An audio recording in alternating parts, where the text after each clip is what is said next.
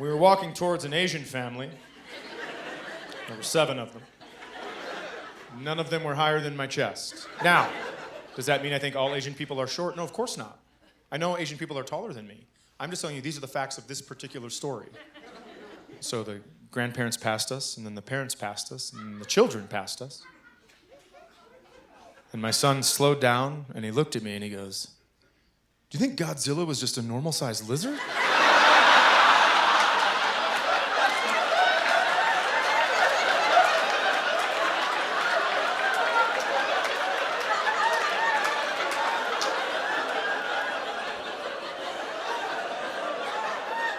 And my daughter said, "Isn't that racist?" And I said, "We will figure that out when I'm done laughing. Because sometimes you just gotta let her buck." I don't love everything that the Democrats do. I don't. I have notes. I went to the Cheesecake Factory recently. And I sat down for a meal at the Cheesecake Factory. I don't go often, and when I go, I like to enjoy myself. And I opened the menu, and there were calorie counts on the menu at the Cheesecake Factory. And that's a bigger jump scare than anything I've ever seen in any movie. And I know the Republicans didn't do that.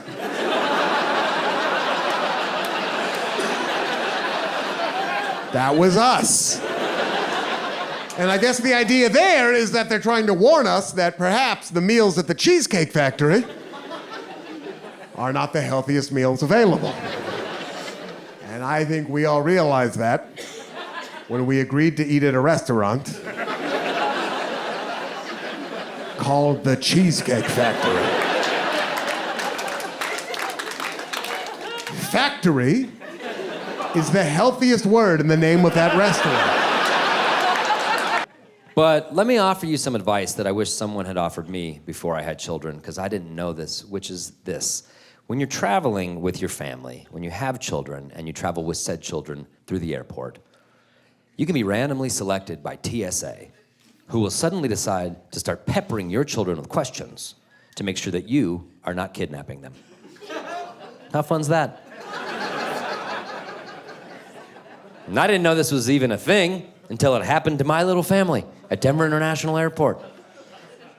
We're traveling through the airport, ready to go. To give you an idea of my son Malcolm's desire to talk to strangers that day, let me explain to you his outfit. He was wearing headphones, not plugged into anything at all, fingerless gloves, and winter boots on a 95-degree day. I ask you, is that the outfit of a 3-year-old who'd like to dialogue with a stranger? I'd argue not. And yet, nevertheless, we're passing through security, and suddenly a TSA guy is in Malcolm's face. And he's just like, "Hey, son, what's your name?" And Malcolm's like, Malcolm. He goes, "Okay, good. Is that your brother over there?" He goes, Yeah. He goes, "What's your brother's name?" He goes, "Ellis." He goes, "Okay. Are those your parents?" And Malcolm goes, "I think so."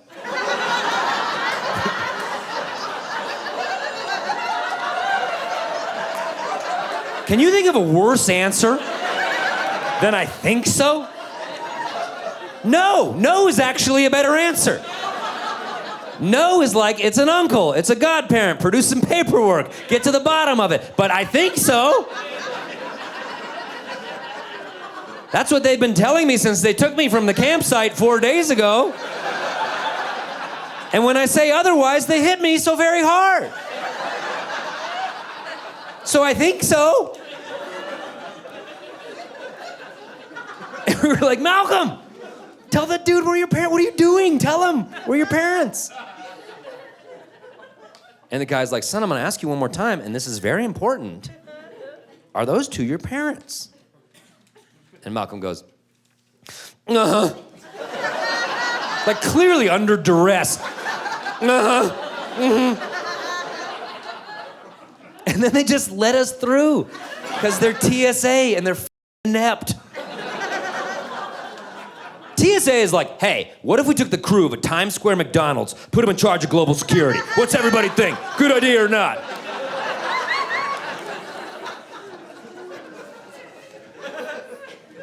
We get through the x-ray machine miraculously. I'm retrieving my bag, and this other dad who was in line, he came up to me and he goes, I'm not gonna lie, dude, that made me nervous.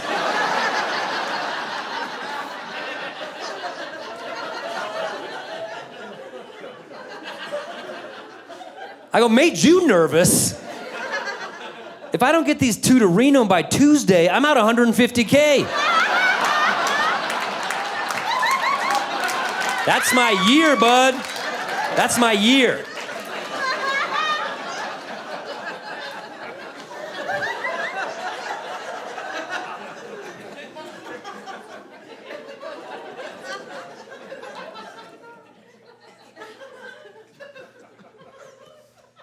The exception to the rule of Malcolm's shyness is women. He likes talking to women. In fact, he'll only talk to women, which I so get. Men are the worst. If I had the option of never talking to a man again my entire life, I would take that option. But men keep talking to me, and it feels rude not to respond, so I have to engage. My son, he's under no such societal constraints. He can talk to whoever he wants to talk to, and he's decided that's only going to be women. So the other day, we were at the park, and we were playing Delivery Guys, because my son will only play working class games. Yeah. Delivery guys, firefighters, EMTs, construction workers. Some lets me know he doesn't respect what I do for a living at all.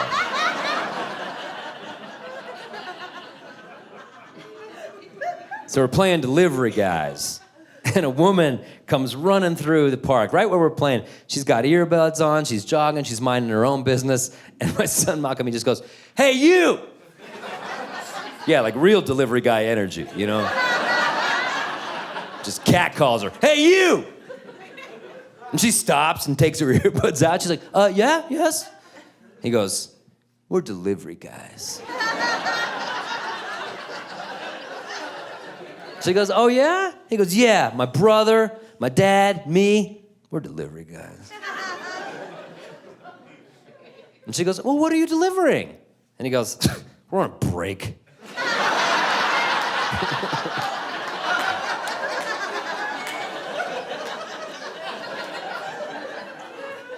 Like, I'm not pretending to know my son's eventual sexual preference, but if he ever decides that it is in fact women, he's already gaslighting at a high school level.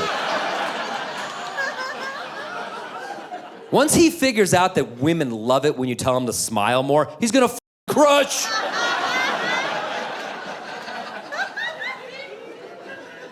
And I can feel a lot of women in the room not liking where that joke went. But I set up the joke by saying men are the worst, and then I ended the joke by giving an example of men being the worst. So I ask you, is it the joke that you don't like, or do you just hate foreshadowing? I hit a cop car with my car. I don't recommend doing that. I was driving home with my fiance. We were just a few blocks from home.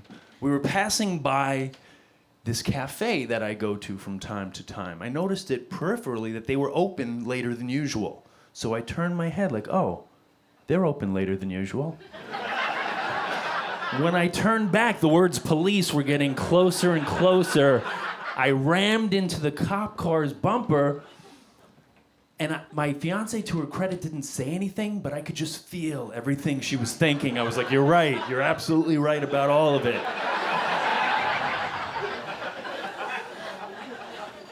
The cop car, we're at a light, the cop car turns off to a side street. So then I turn to my fiance, like, should we just get the hell out of here? Like, it's like, no, we can't do that. So then I turn and follow the cop and pull up behind him. Now all of a sudden it's like I'm pulling him over. Like, maybe I work for the NYPD now. So then we're just sitting and waiting. Cop finally gets out, ambles over. First thing he says is, "Bad idea hitting a cop car." I was like, yeah, actually, it wasn't my idea. It just happened. Then he was kind of like pacing around. Like, remember when you were a kid and your parents were almost like searching for the punishment? They were beside themselves.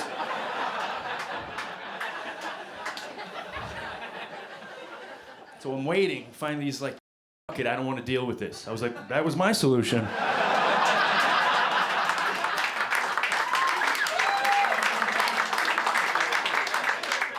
Then he goes, you were never here. Which I thought was almost existential. Like, are any of us ever really, truly here? Then he turns and walks back to his car. As he's about to get in, he turns back and says, oh, are you okay? I was like, yeah, we're fine. Are you okay? He's like, yeah. Gets into his car, drives away. I turn to my fiance and say, I don't know what these black folks are complaining about. That could not have been a more pleasant exchange. I felt safe. I felt protected. I felt like my life mattered. That was dark. Speaking of dark, I'm black. I am. I'm black. My whole body's black. Y'all notice that? Except this part. Ain't that weird? This is weird. This is not black. This is very weird. I remember as a kid that like they would ask me questions like, why you white on one side, black on the other? I was like, I don't know. I guess I ain't fully hit my growth spurt. I don't know why it works out though. Anytime I get pulled over, hey officer, I was.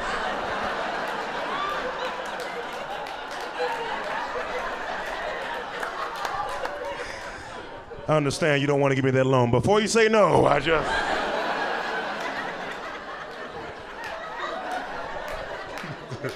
No, it just comes in handy. So, that was stupid. That's what it deserved. Dr. Pimple Popper.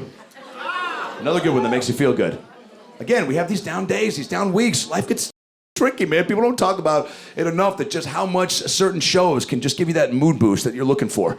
Could really turn the entire year around. Dr. Pimple Popper is a show where you're like, man, I needed this. I was having a weird off week. I missed my best bud's birthday. I was late on a cable payment. Then you turn on Pimple Popper and you're like, at least I'm not that guy. You know what I'm saying? At least I'm not walking into her office like, hey, I got a foot on my shoulder.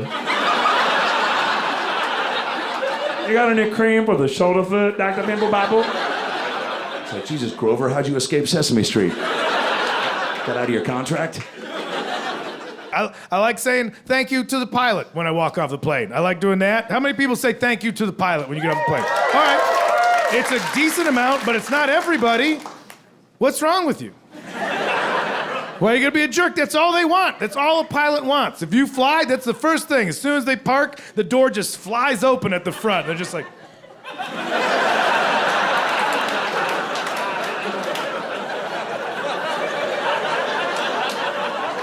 Hey, did you notice how we didn't all die?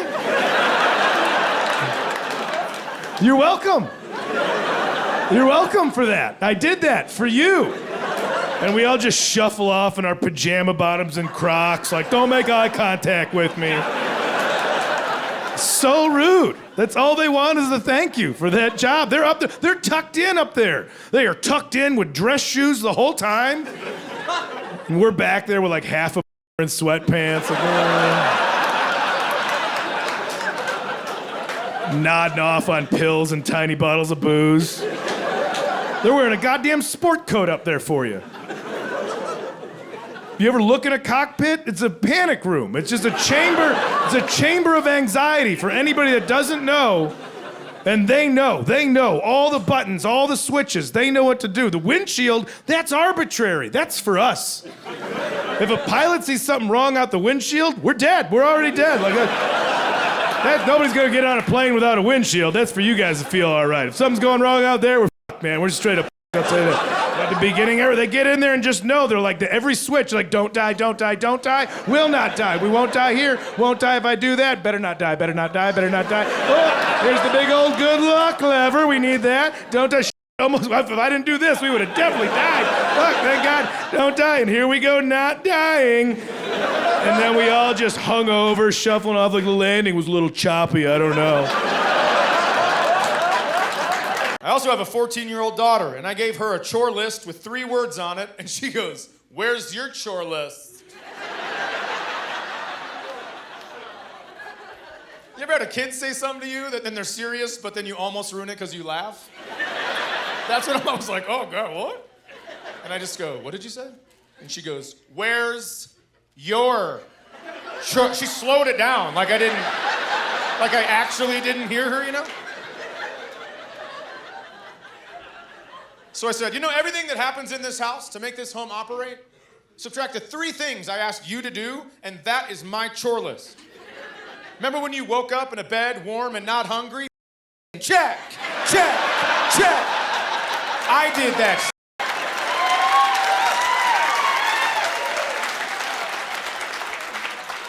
So my chore list also has 3 words on it, and it says, keep her alive. And it expires in 4 years, so focus.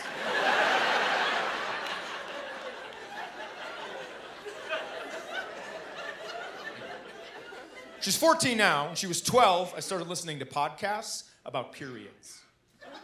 And I know that seems creepy. I'm positive I'm on a list somewhere. But I never wanted to be the dad that had to send her to her mom to ask her all those questions. I don't want, that's a question for your mom. You know where to find me if you want to play catch. I mean, it's like ridiculous, right? So... I think white people are the only race of people that like to be scared for fun.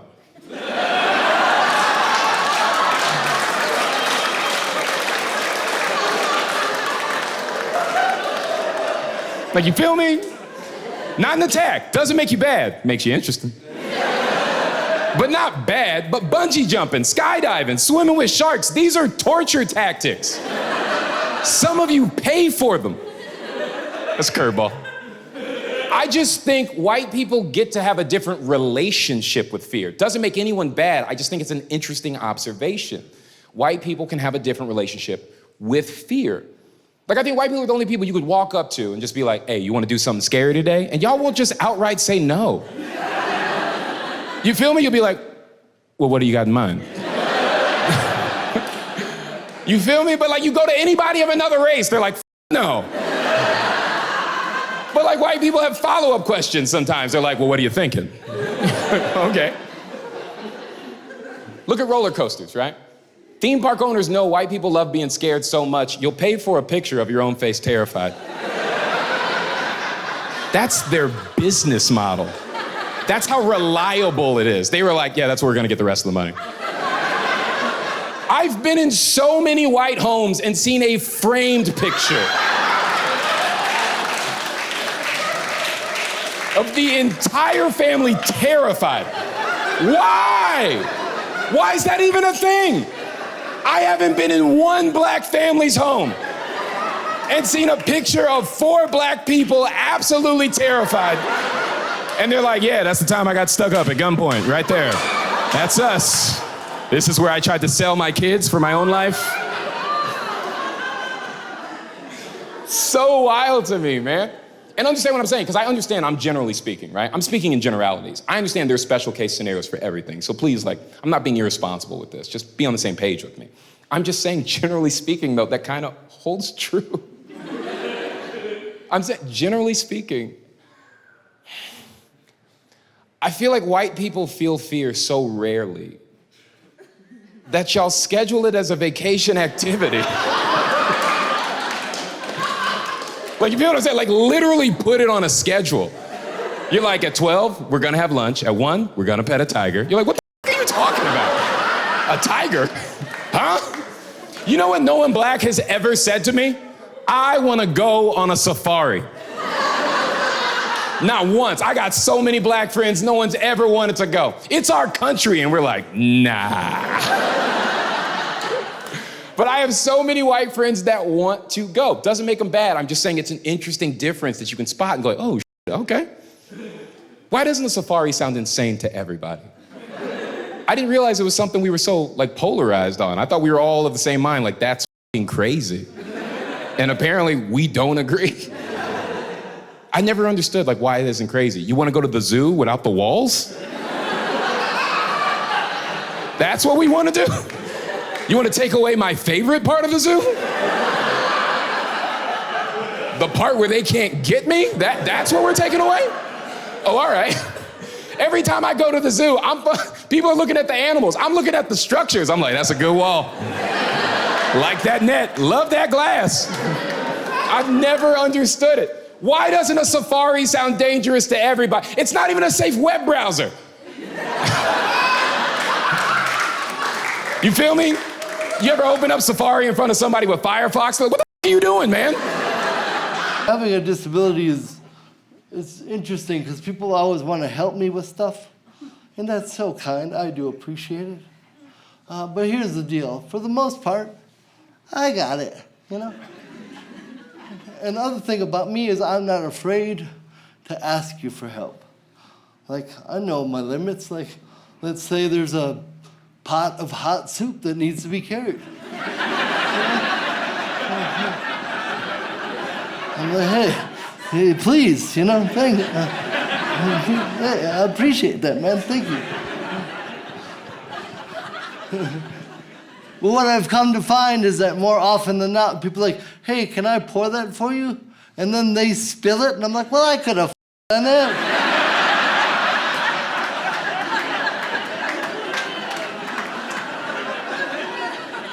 And you robbed me of my independence.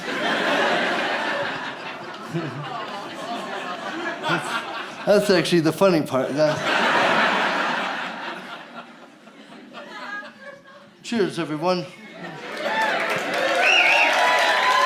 And long before my mom had dementia, she had retired from teaching, and she had taken on some interesting retirement hobbies. She had started to screenshot the selfies I would post on Instagram, and then she would print them out and go to Kohl's and buy those 30 photo collage frames and frame my selfies. But I didn't know she was doing this until I visited home one day and I just walked into a museum.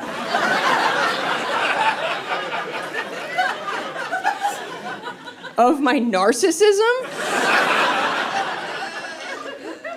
And my mom crept up behind me. She was like, "Do you love it?"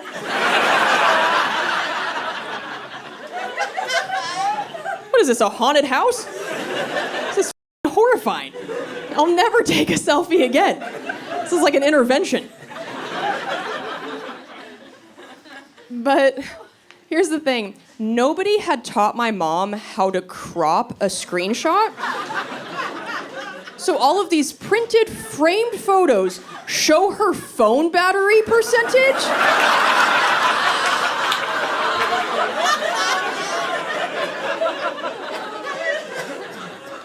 If somebody texted her as she took the screenshot, it's up there. There's a framed photo somewhere of my face with a text from my ex to my mom like, "Your daughter just shit in a box."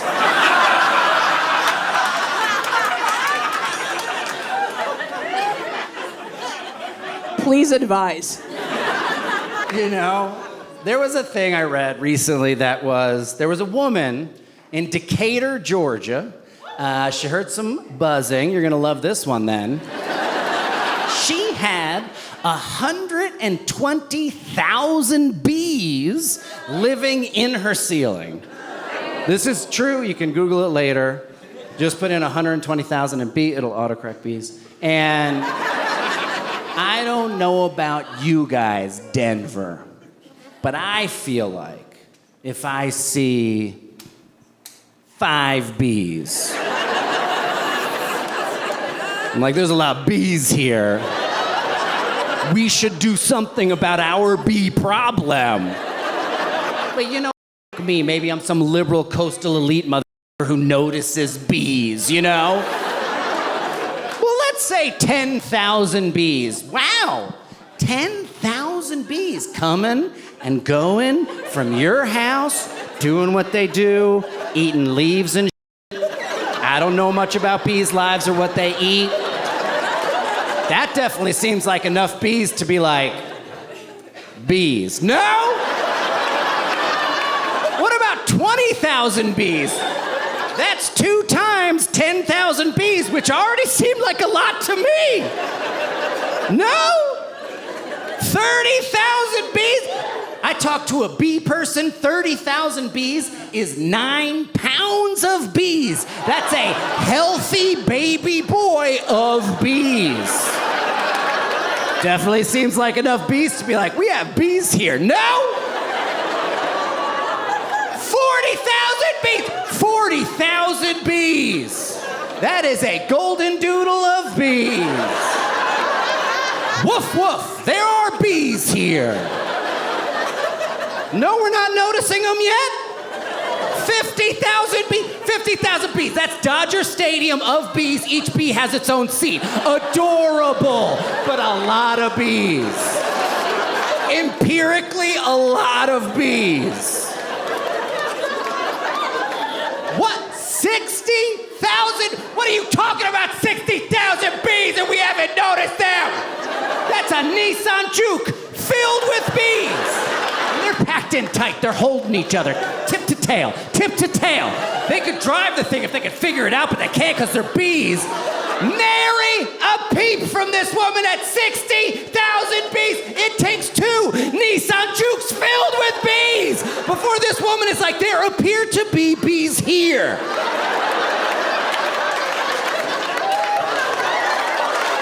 And that's America, guys.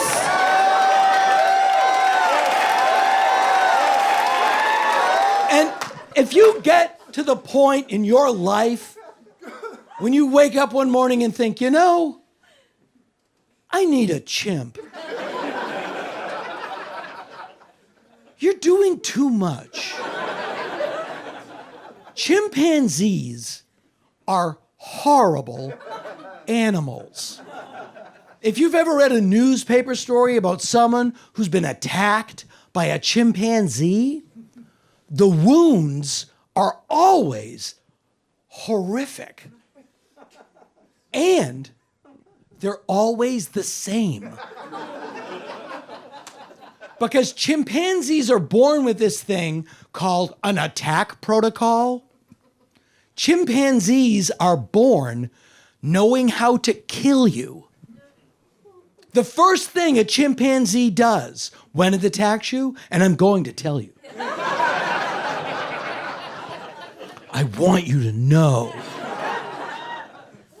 They say that when a bear attacks you, you're supposed to make yourself look as physically imposing as you possibly can and speak very soothingly. The trial and error that went into figuring that out is written in the blood of campers. Bear! Mersey notes and dozy notes and little emsy timey. Don't sing pop songs from the 30s. Next! But bears are so stupid. Bears think we all walk around with shit in our pants.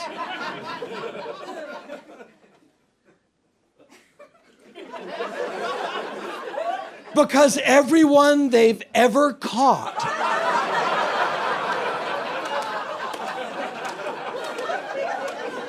well, we're 12 for 12, you tell me. Let's just eat the top half and go find some garbage. Should we tell them we speak English? Why? So we can talk about the shit in their pants? Here's your head. But when you debate your life, when you go back and forth in your life, you don't know if you're gonna live or die. You realize a lot of things. Great things that happen in your life and terrible things that happen in your life. And one thing that stood out to me is my parents never told me they loved me till I was 29 years old. And it really messed with me in the hospital, right? So before I get into that story, I gotta tell you about my parents. If you haven't seen my last special, my dad is black, born and raised in Louisiana, has a PhD in nuclear physics, and served our country in the Army, people. Right.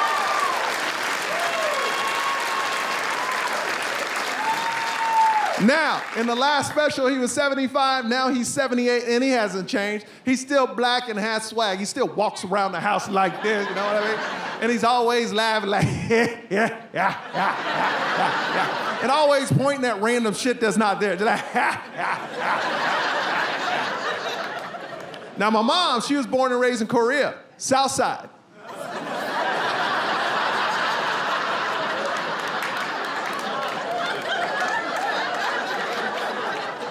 Now we know who doesn't watch the news in his room. I said it in my last special, Blasian. It's tough having an Asian mom because if they think it, they say it, they have no filter. My mom just turned 70 and now all bets are off. She does not care. I never thought my mom could be worse. My mom won't even say people's names to me anymore because she would rather describe them to me. She calls me the other day and goes, you know what? I like your friend, he nice. I go, which one? She goes, fat boy, small feet. But I knew exactly who she was talking about. Because with my mom will say things that make you mad. She will say things that make you want to fight. But my mom really feels that she can say anything to anybody. Because it's a true. Oh, you don't like true? Why you mad? It's a true. Do I lie? Do I lie?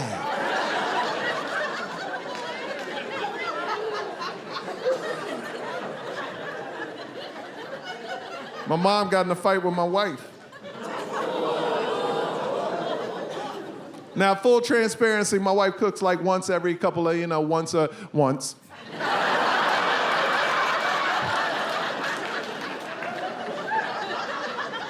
So my mom walks into our new house and goes, oh, what a beautiful kitchen for no cooking.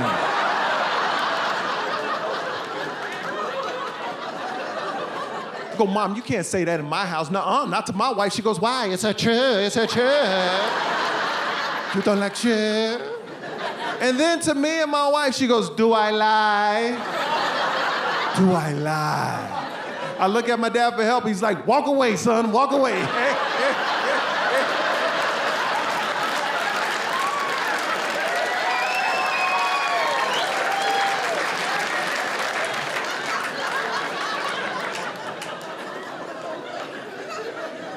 I love being a mom, I do. I'm a pretty good mom because the first decision that I had to make for my daughter, it was the right decision. My daughter, her due date was 9/11, and honestly, I was just like any other day, like literally any other day. She has a lot on her plate. She already has 2 moms.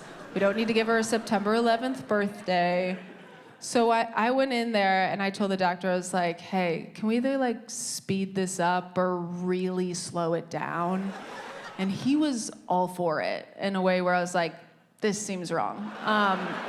He's like, yeah, let's do this. He gave me all the drugs. I pushed so hard, I broke my body. I had so many stitches, couldn't walk for 6 weeks after. And my daughter was born at 11:45 p.m. on September 10th. Yeah, thank you. So, obviously, 9/11 we will never forget. But unfortunately, 9/10 is my 9/11. Yeah.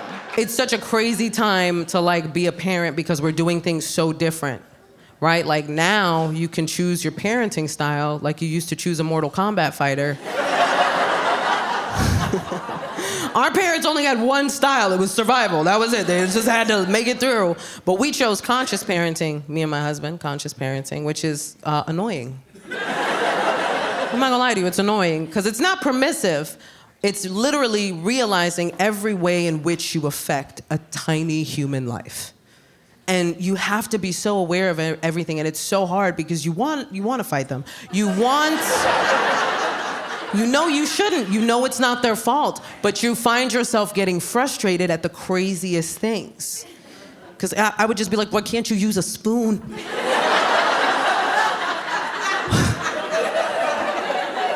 Give my son a spoon, he's like... No, you crackhead.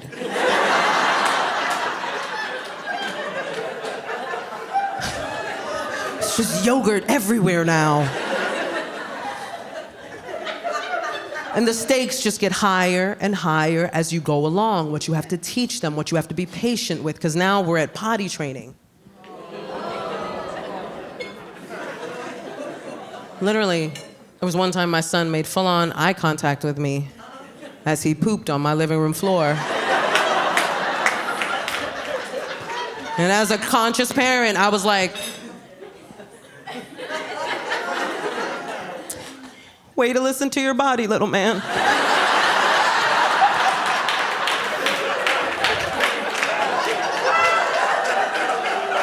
What am I gonna do? What am I gonna do? He's a kid, he doesn't know any better. What am I gonna roll up a newspaper, bang him on the head with it, push his face in it? No, bad baby! I would call the cops on myself if I did that. I'm like, you gotta come get me, I finally broke. But here's the amazing thing about conscious parenting, that they don't tell you, you learn as you do it. The more you consciously parent your kid, the more it heals all of your crap. Yeah, it really does. Because you end up parenting the way you wish you had been parented.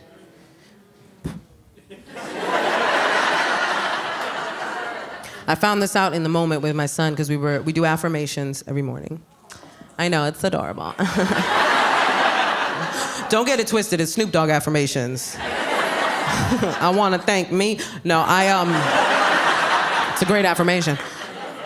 No, Snoop Dogg has a kid show. If you don't know, it's amazing. Yeah, right? Doggyland. If you don't know about it, watch it. He plays a character named Bow Wizzle. You're welcome. The songs all slap. You're welcome. So we were doing our Snoop Dogg affirmations, and my son has that cute little toddler voice, you know what I mean? Like that, like I was like, say, I am strong. And he's like, I am strong. Like, say, I am brave. He's like, I am brave. And then I felt it, like all the stuff I didn't get. You know what I mean? In that moment, I felt that. And like, before I knew it, I was like, say, I am loved.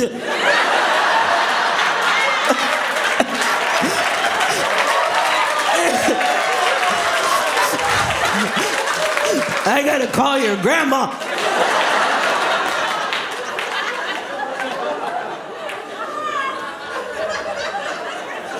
I didn't even see that coming, man. And it's so crazy now being a boy mom.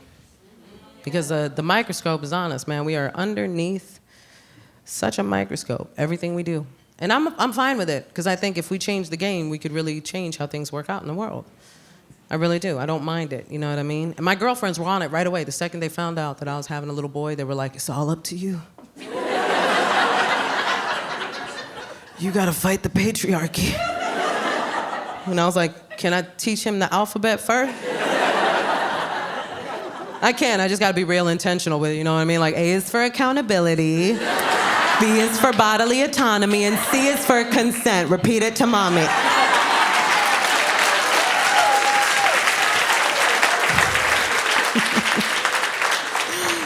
You have to be aware of these things, you know what I mean? And I think the thing that's hard now is that there's so many opinions on parenting now, and you don't know where to go, you know what I mean? And as a parent, it can be hard to take the opinion of somebody who doesn't have kids, for instance. I found myself getting frustrated at people that would give parenting advice that don't have kids. And I felt the way that a lot of parents do. Like, if you're not living this life, how do you know what to tell me to do? Until I realized the reason why I should listen to these people is that they may not have kids, but they are coming from a perspective of a person who experienced a certain type of parenting. And I really had to think, what would my son say about my parenting? And what would I want him to say about my parenting? Not all of it, some people are dumb. Don't listen to everyone. Because I did have a girlfriend that was like, you better raise him right. And I'm like, what did you think the plan was? What did you think? I think I got pregnant and I was like, I will raise him evil. Go forth and destroy my child. Of course, I want to raise a good human being, but I also don't like being told what to do. So the second she said that, there was a part of me that wanted to be like, nope. I was gonna, but then you had said what you said. Now I gotta make sure he has a misogynistic podcast by the age of 7. Just sitting there with some big old headphones like, as a alpha male. And I'm behind him with my problematic boy mom self like, that's right, baby, these hoes ain't loyal.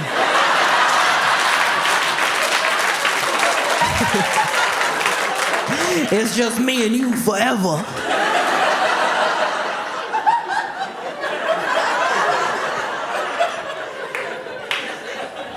I could never be that mom. Could never be that mom. There was a lot of things that I saw people doing that I knew I wasn't gonna do as a mom. Like the one thing I don't do is boys will be boys. I don't do that with my son. It's too permissive. There's no equivalent for little girls. So I don't allow it. And you know, the parents that I've seen do it, it gets out of hand real quick.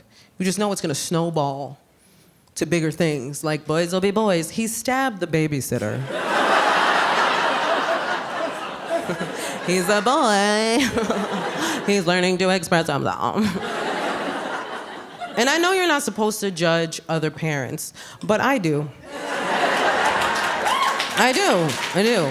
Only when I see them doing things that are detrimental to their children or to parenting in general. I can't help but pick up on that now. Like there was a woman who put out a video and it went viral. And this was the whole video. She goes, I'm gonna teach my son how to cook so your daughter can't trick him into a relationship with her cooking. First of all, don't nobody want your dusty son. First of all, don't act like a basic skill is something to brag about. And second, how long you been out the dating pool, ma'am? What do you think is gonna happen? Do you think I'm just gonna leave a trail of empanadas that lead to an altar? You're gonna be like, oh no, I'm married. What kind of idiot did you raise?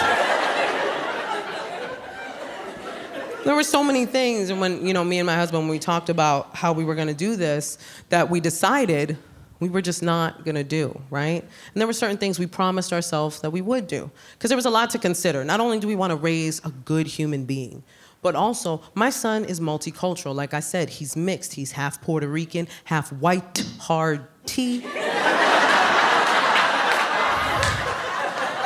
That Midwest white hits different, you know what I'm saying? Like I know there's white people here, but if my husband walked in, even y'all would be like, that's a white guy. Like, you'd be like, I'm white, but that's unseasoned chicken that just walked through the front door. That is level 10 white. Don't y'all come for my porcelain king.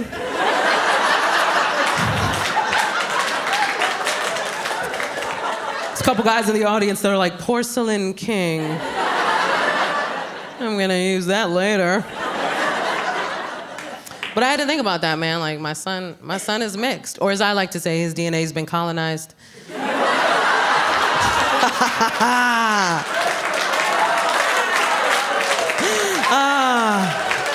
That is my favorite way of saying it.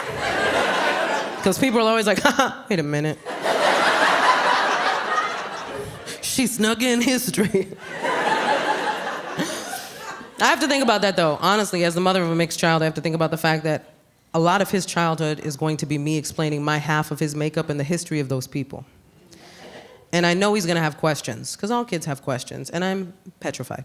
Because I don't know if you've heard the level of questions these children are asking, but these are Jeopardy level questions. And I am, quite honestly, not prepared.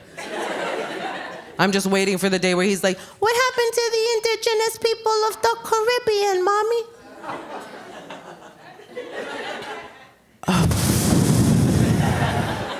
And then I just look at his dad.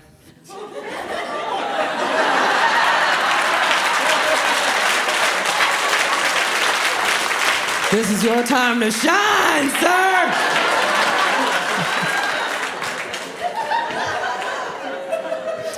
My poor son is walking around like, I come from the oppressor and the oppressed. I'm the problem and the solution.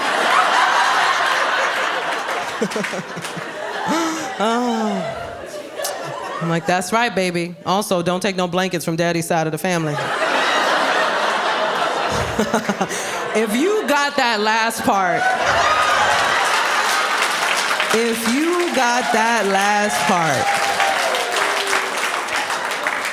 I love you from the bottom of my heart. Because the amount of times I'd looked out at an audience of people that's like, what's wrong with their blankets? What's wrong? What's the thread count on the blankets?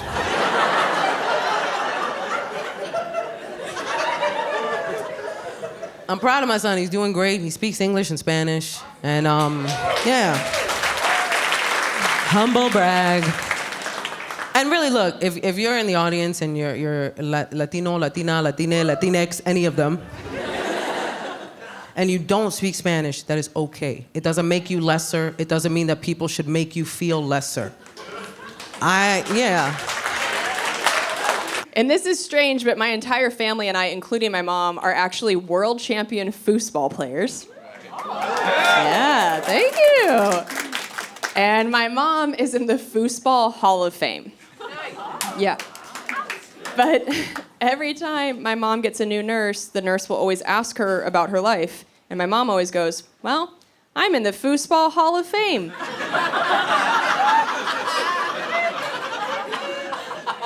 And every nurse goes, sure you are. Mm-hmm. And I'm always standing there like, oh, yeah, no, I know that sounds made up, but I swear it's real. And the nurse is like, hey, you don't have to.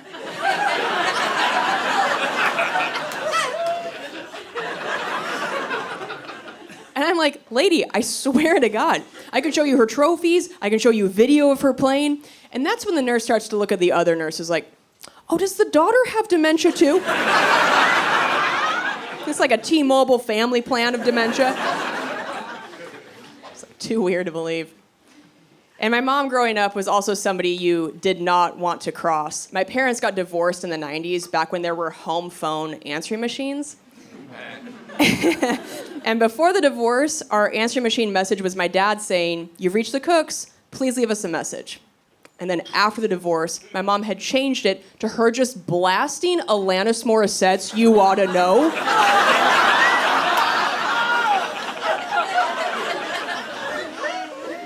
So every time my dad would call, my mom would let it go to the machine so that if he wanted to leave a message for her, every time, he first had to sit through the lyrics, and I'm here to remind you of the mess you left when you went away.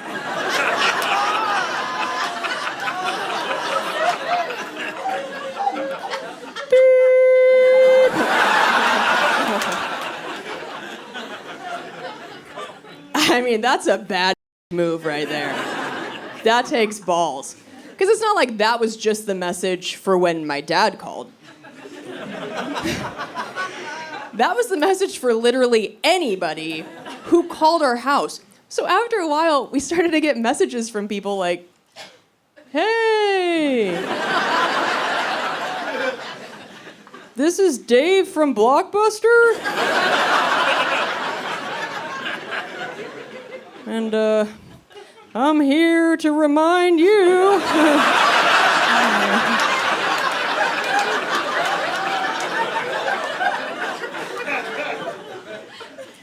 Your Space Jam VHS is overdue. Really sorry about whatever you're going through.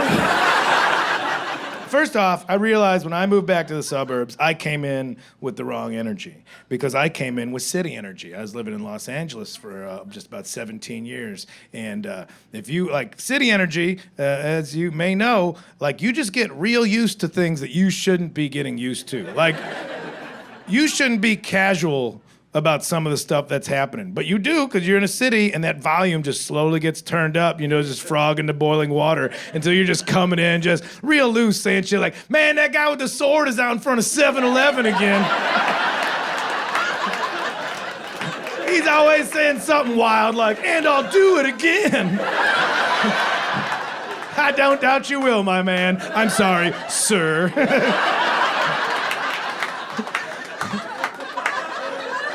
I figured it out. It takes him about 9 seconds to go from the red box machine to the propane refill tank. So if you time it out just right, you can get in and out while I'm seeing you. Makes that Slurpee taste that much sweeter, I'll tell you that. Well, that's a little sugary trophy for you for living. Watch out, though. If he nicks you, you're going to have to get a tetanus shot. That's never any fun. So that's the energy I moved back with. Like, I just came in hot. Because I knew, because we moved there like end of September, right? And that's when I got into town. I'm like, this is how I'm winning over this neighborhood. I'm gonna move into the suburbs. This is how I'm gonna win over the neighborhood. I'm gonna be full-size candy bars guy on Halloween. That's how I'm gonna be. Everybody loved full-size candy bar guy. As a kid, you're like, that guy rules. Don't egg his house. This guy rules. Everybody loves full-size candy bar guy, and that's how I was gonna start it that first Halloween. I'm gonna be full-size candy bar dude. Here's the thing I did not realize, because I was coming in with hot city energy, is that in the suburbs, when you just show up in the beginning of a pandemic with out-of-state plates, and then just try to be full-size candy bar guy without having children of your own, it has the inverse effect. I'm just sitting out on my porch under the one light that was working, because I didn't get around to fixing the rest of them, just waving king-size Snickers, going, how can I tell if you're Spider-Man unless you come closer?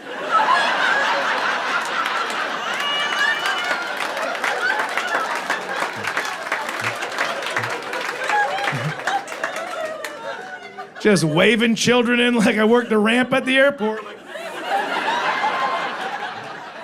Hulk wouldn't be scared. I think about having kids. I do. I'm 37. I could have kids. I think about it. Until literally every time I call my brother, who has 3 boys under the age of 12. Yeah.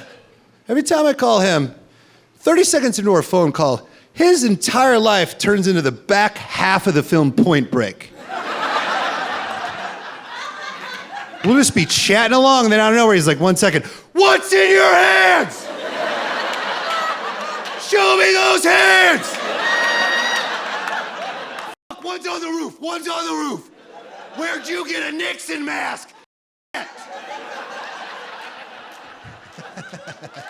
That joke does better if you've seen Point Break.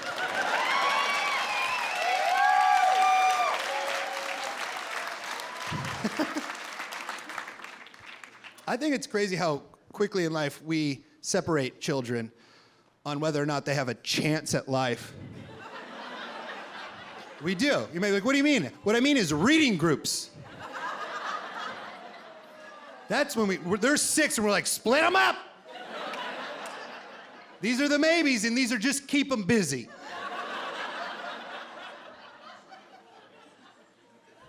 But they don't say like which one's the smart group and which one's the dumb group. They're cute with it. They're like, you're the red group and you're the blue group. But even at 6, you know. You're like, shit. My group loves glue. We can't get enough of this stuff. We're doing like glue charcuterie, you know? Like, why don't you take the glue stick, dip it in some wet cement? Yeah, it freaking rocks, okay? Maybe we should read a little bit. And they're like, we would, but remember how last reading we glued all the books shut? Damn it. We did and it rocked. It was fun. I remember one time, our teacher went to split it up. She's like, red group over here, blue group over here. And my buddy was like, we're not the blue group, we're the glue group, right? And I was like, no. We shouldn't be proud of what we're doing. We should be ashamed. This story is just dedicated to the fallen brothers of the glue group. A lot of them aren't here anymore. Yeah, they blew up a lot of garages. Yeah. They went out doing what they did best, guys. Just not reading instructions at all. Remember the first couple months of the lockdown as just some real dark days? Yeah, I just thought I'd bring you back there. I remember the first couple of months of that lockdown, the whole world's caving in around me. All of us, we don't know what the hell's going on. You lost your job, you're locked in your house with your kids. Just washing your mail and I tell you, man, I found myself doing all these childhood activities, like doing puzzles and playing board games and crying. Maybe throw in some long showers.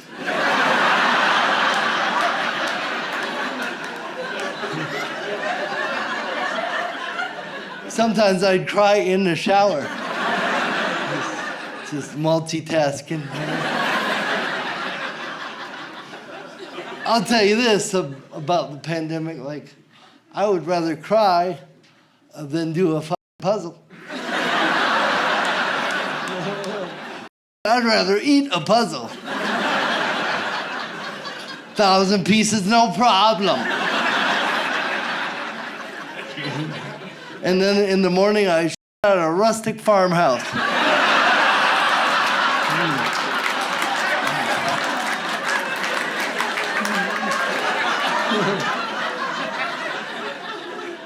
Which is weird, because it was a puzzle of a kitty.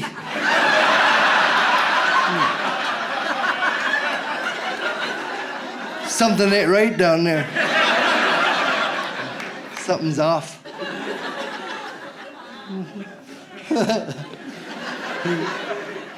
So stupid. All right. I just don't trust anyone who's never worked a job where they thought about killing themselves at least once. Like, at least once. Like, once. You're just like, this could all end, and I can end it right now. I'm not even clinically depressed right now, but what if?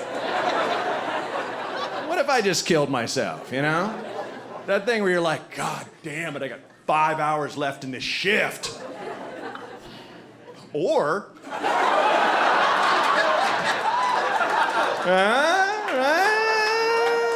swallow 25 aspirin, I don't know, whatever it takes. When you're bar backing, all you're doing is washing glasses and putting them away. Just stack them, put them away. And there's 2 or 3 bartenders that are slammed, and you're not allowed to make drinks. And there's beers and ice in front of you, and taps and liquor bottles behind you, and people are just like, just get me a drink. Just pour some whiskey in a cup. It's right there.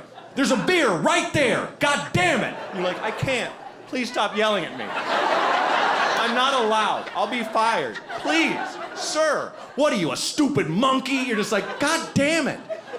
I remember looking down at a stirring fork and being like, all it would take is just 2 right there. Just right there, and just bleed out in front of this dickhead. Looking at him, sit on a stool and be like, you did this! Just break all his drinks in half with my face and slide down the bar. Clean this up! Just die right there, staring at him, still dying. All behind the bar. You're cleaning this up, sir. You are. I don't know what you said. It crosses the mind, Absolutely. But I think those jobs hone you and make you into the person you're supposed to be. If you've never worked a crap job, that's bad, because you're not your truest self, I think it's like MMA or something, right? It kind of makes you, tough in your own way and find the real you. Like, I was always a funny person growing up, I was always class clown and stuff, but I would get accidentally hilarious when I was a bartender. When I was slammed, and stuff would just come out of me, that would kill. And I'd be like, I was just being serious. What, that was funny? Like, I remember being so busy, in the weeds, as we call it in the industry, the folks here know, I lost my sight. Like, I don't know if it was sweat in my eyes, I don't know if I was dehydrated, but my eyesight went blurry, and all I saw were colors and shapes. That's it. And I'm just pushing drinks out and hoping I'm making the right change and feeling credit cards like Braille to see who it is. It was awful. And then some dick somewhere in front of me goes, am I invisible? And I said sincerely, who said that? And the whole bar cracked up. And I'm like, yeah, throw him out. And they did. The guy's like, hey! Threw him out the door. I am Caligula. When he and I got together, we had that conversation about labels, because I felt ready to be called boyfriend and girlfriend, and he goes, you know, being in my 40s, I feel like I'm a little old to be called somebody's boyfriend, but if you call me your man friend, it sounds like I'm not allowed in your playground. I was like, all right, well, what are you gonna call me? And he goes, I'll just be like, this is my lady.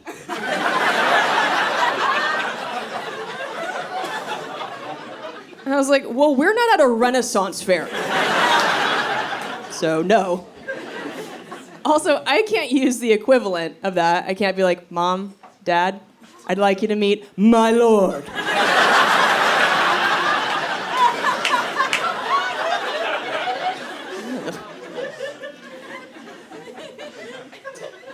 And he's also a comedian. My ex-husband was actually a comedian, too. I can't stop right. My love life is a Chipotle. Just keep the eating and all under one roof. It's very convenient, very farm to table, you know. They're right there. And I wasn't much of a jealous girlfriend in my 20s, but then some switch flipped in my 30s. And now when I see somebody hit on the person I'm with, I just feel myself anamorph into the cast of Jersey Shore. I am ready to brawl. And he does get hit on. When he walks on stage, women whistle at him. And at comedy clubs, there's usually a security guard in the back to kick people out in case they heckle. So at his shows, I've just started to stand next to the security guard. And if I see a woman laughing too hard at one of his jokes, I just walk up and I'm like, hey, I'm gonna have to ask you to leave. He's my favorite comedian. Well, he's my lord. Scoot, beat it. I feel like most people assume I'm exaggerating during that joke, but if you follow me online, you'll know I posted a video a few months ago of a woman who sat in the front row of one of my shows, and after I told that joke, she goes, your boyfriend is my favorite comedian. We've seen him like 8 times. And I was like, lady, did you not just hear that this is when I go snooky on somebody? What are you doing? And she doubled down. She's like, he's so cute. He's so hot. And he responds to my Instagram comments.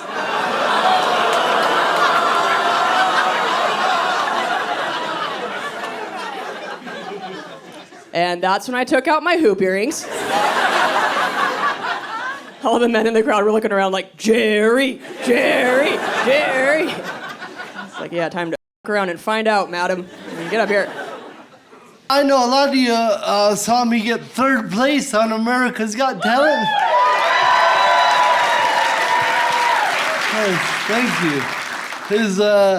America's Got Talent is an amazing show to be part of. It is definitely a little weird because it's the largest talent show in the world. But it's like comedy versus whatever, right? Like, do you like one-legged unicyclists? How about 2 dogs in a duffel bag? Doesn't make any sense, this show. And I don't mind getting 3rd place. That's actually great. You know, I'm touring all over, and, well, I'm here tonight.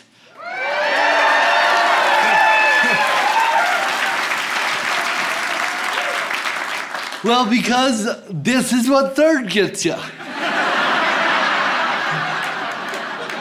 Yeah, f*** you, Hollywood.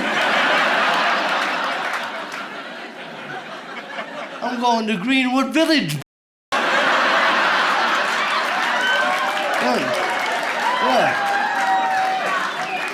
Vegas can suck it too.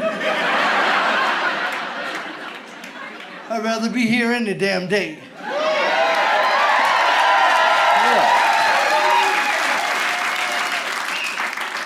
Well, I live here. It's great, you know.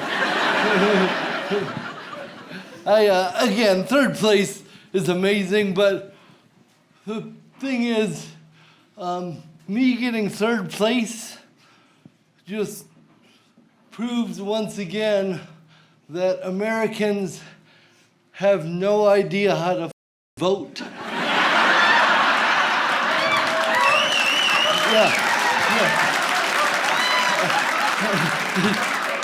Every chance you get, you f it up, man. Oh, well, this guy seems like a real dumbass, huh? That's my guy, yeah. America's Got Talent, though, is they want to like get you to say crazy things in these interviews, so they'll be goating me like, so Josh, do you think that you're funnier than a little girl that can sing Pavarotti? I sure hope so. I know I could hip check her in the hallway, and I never wanted to beat up kids more in my life. Little talented, get out of here. I will say this about America's Got Talent: it's very inclusive to the disabled community. Yeah. I mean, some people call it exploitation, but that's.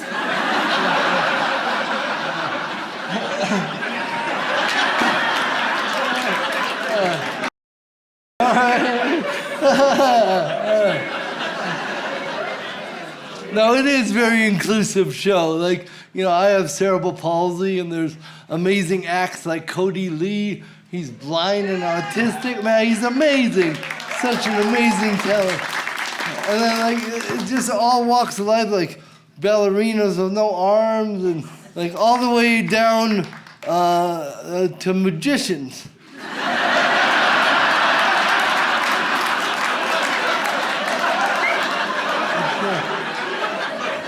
I'm not sure what spectrum that is, but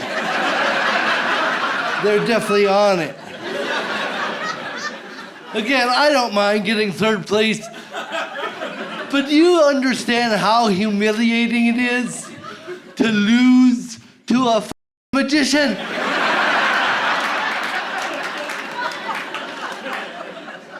I've never been more embarrassed in my whole life, I'm telling you. We were at a restaurant. We were at a vegetarian restaurant. Lot of people. I didn't know all of them. And I did. We're there, the group, and I made the mistake of casually mentioning I was not vegetarian. And this one dude, most people are cool. One dude, what?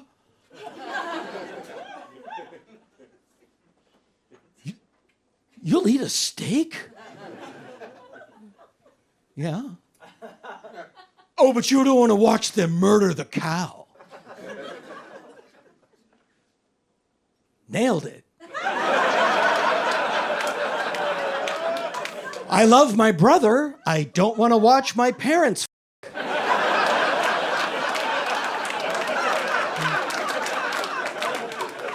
You don't have to drag everything back to the point where it's awful.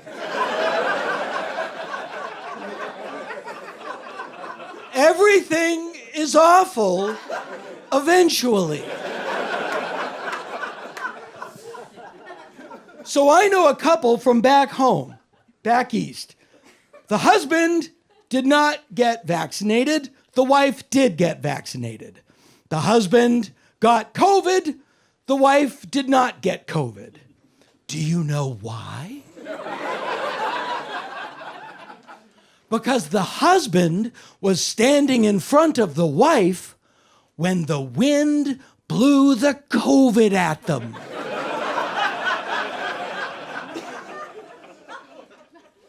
You can be wrong.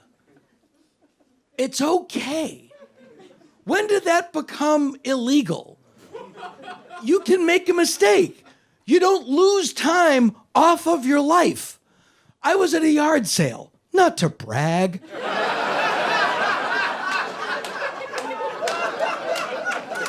Yeah, I'm a big shot. I go to yard sales. No, we're at a yard sale. And there was this stack of old People magazines. People magazines that were old, not Old People magazine. Not like Matlock Watcher, Denture Enthusiast, and my favorite, Extremely Legal. And there was a People magazine from 1986, and the cover story was, "The Most Respected Man in America, Reader's Poll." You know who it was? Bill Cosby. Reagan came in second. True. We made a mistake. We didn't know. He was the most respected man in America. And then he went to prison. And then they let him out. I think they were afraid he was going to commit suifrazofrisms. I went to high school in the 1980s. Every guy in my graduating class had a mullet. Seemed like a good idea at the time. You look in my yearbook now, it looks like I went to high school with a lesbian separatist militia.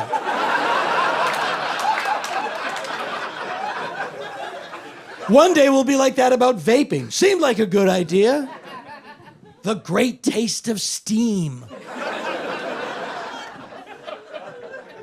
And the ultimate example of we didn't know. Michael Jackson. We didn't know. And he didn't give us any signs.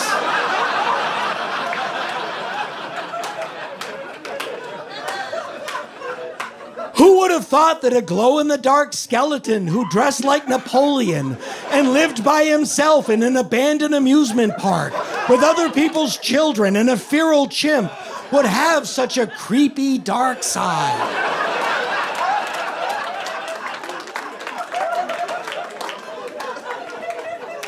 So I was in the airport the other day, and I see this really sweet sight. I see a woman, she's walking with her little boy, and the little boy is walking with his little dog. And it was just like, boop, boop, boop. It was so sweet. And the only thing that was interesting about it to me was that the woman was covered in tattoos, just completely sleeved on both arms, huge plate across her back. And I understand that's normal now. That's culture. I'm just glad it wasn't culture when I was that little boy. Just thinking about the tats my mom would have gotten.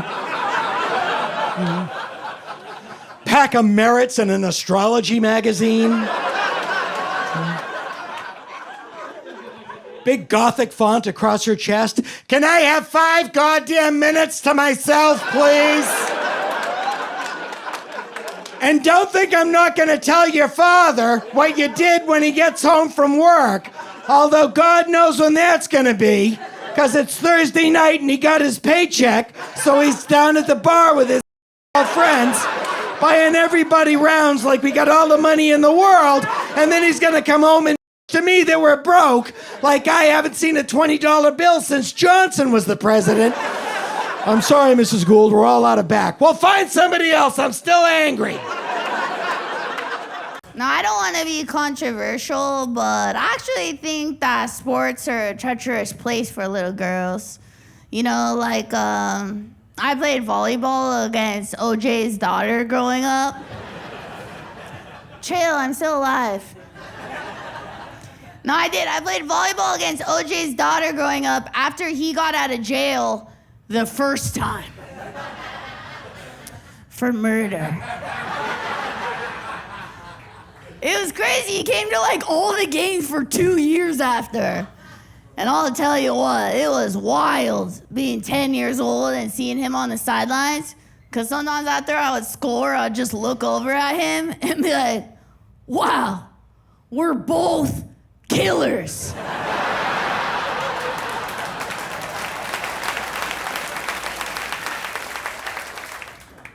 My entourage, my grandma and her friends, yeah, they're in their 90s, dude. you don't feel old around them. Like when I turned 40, I had a panic attack. I was like, oh my God, I can't believe it, I'm 40. Around them, they're like, what? What? You're just a child. You're still a child. And I'm like, yeah, I'm still a child. But I feel bad for them because they don't have that in their life. Like when they turn 90, they don't have anybody making them feel better.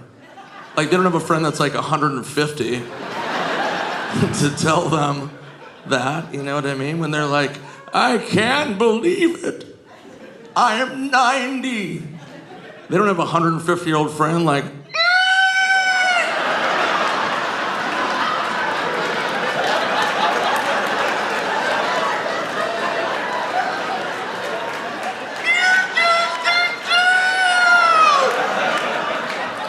My mom was a pediatric nurse, and so if she didn't have anybody to like watch me on the weekend, she would just like bring me to work with her. You know, it was a pediatric floor. There was a lot of kids there that I would make friends with, and then they would eventually die over and over and over and over and over again. That was my life. And all the other nurses were like psyched that like, you know, Barbara's kid is here, so they'd always give me jobs to do. My main job was delivering blood to the lab, which breaks my mind now. Like now, in order to touch blood in a hospital, you have to be in like a spacesuit, you know? I was just like 6 years old and they just handed me a hot bag of blood. And I was like, I'm on an adventure. I get to take the elevator, that was very exciting. And then I would just like walk around the basement looking for the lab and get lost eventually and then just like knock on a door and hand someone the blood and they'd be like, what is this? Who are you? I'm like, sorry, can't talk to strangers, and like run away. A lot of misdiagnoses at that hospital. I didn't grow up with positive reinforcement, so I don't know how to be encouraging without sounding like I'm talking to a pet, like, who's a good husband? Off the couch, who's a good husband? I got married 2 years ago. But we didn't go on our honeymoon until last year. Yeah. We went to Italy. Yeah. Boy, they are Italian over there. You think you're prepared for it, because like it's Italy, and then you're sitting at a cafe in Rome, and the server comes over and he's like, okay, so first of all, we know do spaghetti. And you're sitting there like, oh my God. The racist didn't go far enough this time. I don't actually worry about my boyfriend cheating on me. I feel like men's bodies start to really turn on them in their 40s. He has to wake up every 2 hours in the night to pee. And when I see him in the morning with bags under his eyes, I hug him and I go, babe, I'm sorry you didn't sleep well. And then I think, you're too exhausted to cheat on me. You're not getting enough REM to pull off 2 relationships. I like you slow like this. Can catch you if I need to. Get back here. But now the second I see him start to reach for melatonin, I'm like, the f*** are you resting up for, huh? You stay sleepy. Talking about kids and marriage, where a lot of people would make graphic jokes about how those children were conceived, how they were brought into the world. I will not be doing that because my husband is a very private person. He would have you know that we reproduce asexually. Like amoeba. He is so uptight about this kind of thing that he will not even send me any flirty texts. I try. A couple weeks ago, I texted him, hey there, looking pretty sexy today. He replied, received. with a period. I said, what are you worried about? We're married. He said, you're not thinking. What about this? What if we got into legal trouble and our phones got subpoenaed and our texts to one another were read aloud in open court? I said, okay, if that scenario played out, we would have a lot bigger issues than a couple of eggplant emoji. I love being married. I know that's weird to hear from a male comedian, you know? We're always just like, I'm married, brr. Like you failed. Like, oh no, you found someone to love you, you gross fat sack of trash. That's a failure, really? Were you gonna be surfing the seas of at some point? You creep. I don't think that was gonna happen. I think she saved you from hell. I think that's what happened. When people talk about like the best things about marriage and the worst things about marriage, that's it. Never the in-between. They talk about the worst, which is what?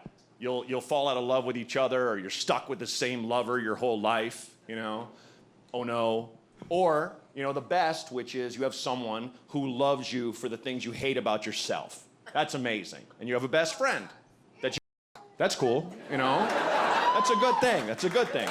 But we don't talk about the awesome little things in between. Like you have someone to mess with the rest of your life. And to get rid of you, they have to involve the law. You're trapped. And I'm not saying do it all the time. Don't, you know, be abusive or every once in a while, do a little razz, right? Here's a free one. Did you guys know that if you're in public and you're holding hands with someone and you say some complete insanity, they're a part of that insanity now? They're on Team Insane. People look at them, they're like, you have sex with this man? You're with him? Like, I'm definitely the kind of person, like, he has to put up with my flaws, too. And I'm definitely the kind of person that, you know, I think the hardest thing he has to put up with is the fact that my mood depends on your tone.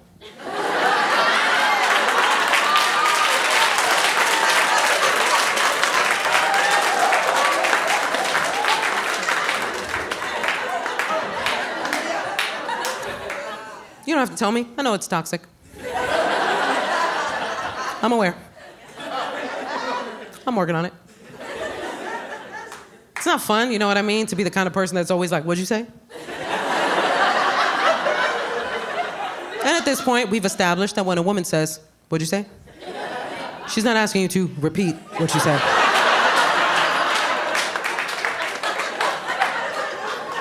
She is asking you to rethink what you said. I don't usually mind our age gap, but there is that new filter on TikTok where couples are posting pictures together, and then a filter goes across the screen, and it shows you what you'll look like together in 50 years. Like it ages you.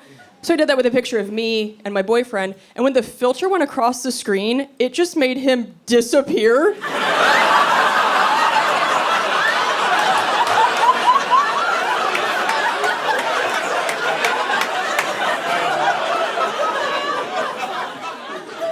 It was just me holding an urn. I was like, what? No, please. And my boyfriend was like, I want to see the picture. I was like, oh, my phone died. And so did you. What am I going to do? He does hate that he looks older than me. He's been trying to get me to look older faster. I think he wants to, like, microwave my face. On my birthday, as a prank, he hid all of my expensive skin creams, and when I opened my bathroom cupboard, there was just a pack of cigarettes. Like a tanning bed coupon. Well, be careful what you wish for. You're gonna wake up next to Mick Jagger. I have been telling my single friends that they should date somebody older than them. It's the best. They got their lives together. They're financially secure. My boyfriend has a lake cabin. You think I give a shit that he has a fake hip? I don't. I'm getting old. And you never know how you're going to find out that you're getting old. But it comes for all of us. I heard a Vampire Weekend song in a blood pressure commercial.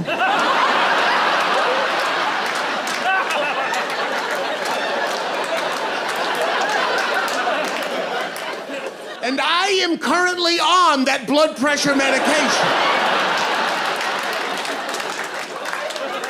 I don't know what happened to me. I used to be beautiful. I used to be young and beautiful. My body was perfect. I could eat Taco Bell and then go to the gym and I was fine. I could do that. I could do these things. And now, if I eat a piece of pizza, I can't read.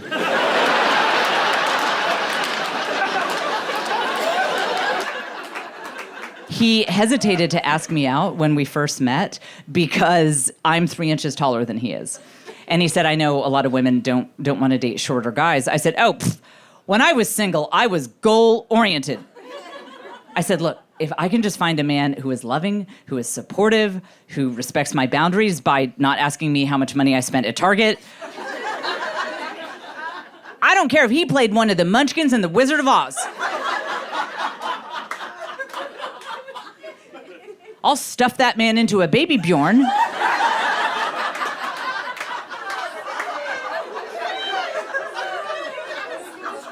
Take him out for a date night. We'll have a lovely time. And my last special, I talked about this when my son was born, because I didn't have a daughter at that time. When my son was born and the doctor handed me my son. It's crazy as a father because I knew I would die for him, right? And I don't even know this dude. He could be a terrible human being, but I would die for him, you know? But when they handed me my daughter, oh, it was different. I was like, oh, okay. I would kill for you.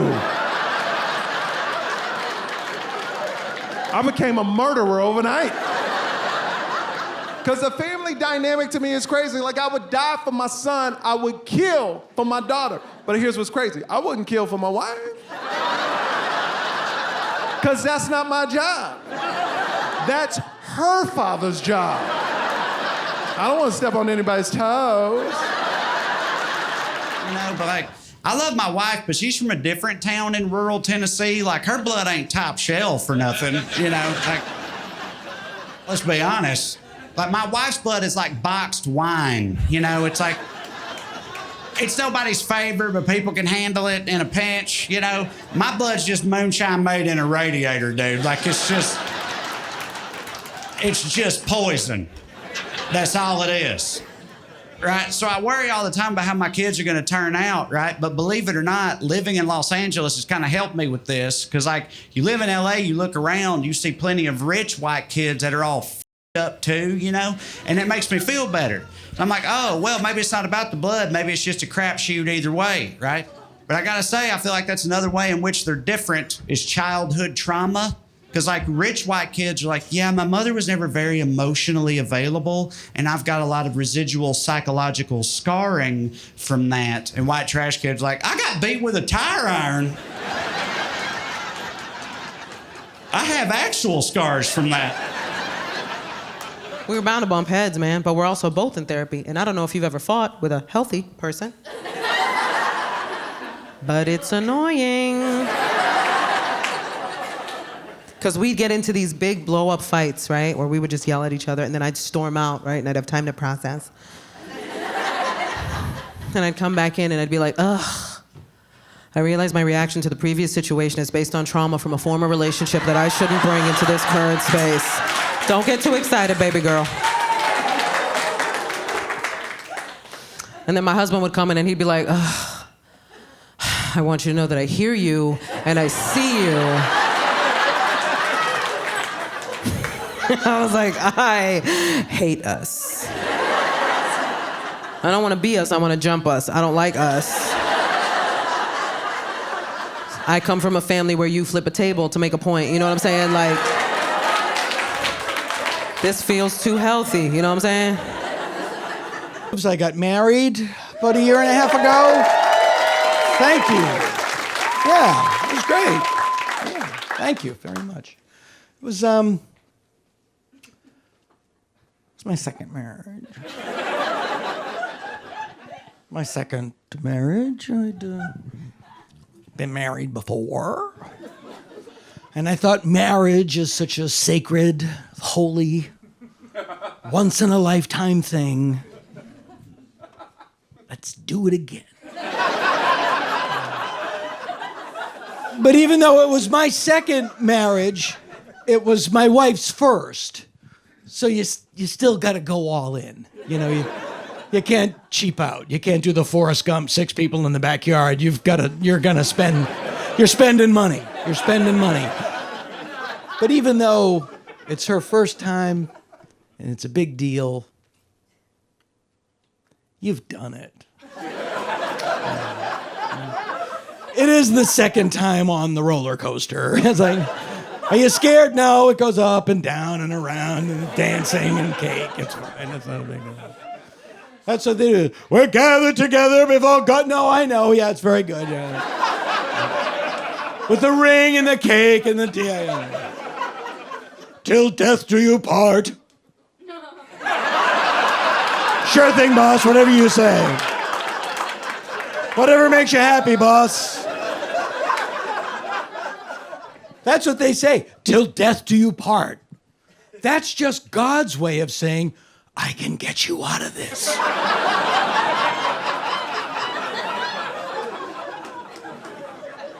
It's a little extreme. The way I see it, I didn't get divorced. I cheated death.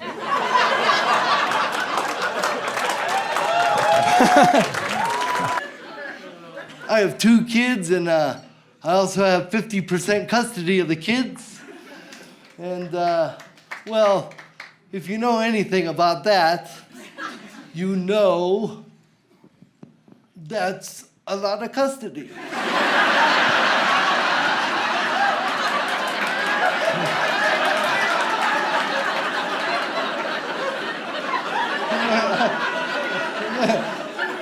I've actually sat down and worked it out. That's half of my time.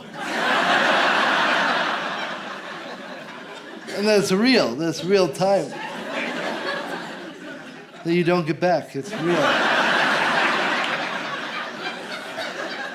Again, I love my kids very much. But it's time to go to your mom's house.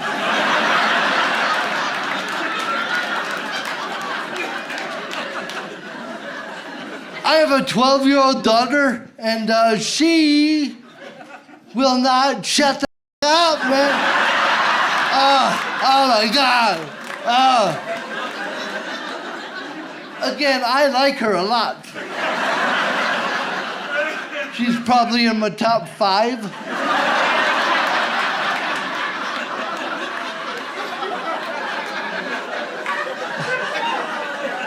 I just don't know how to tell her any other way.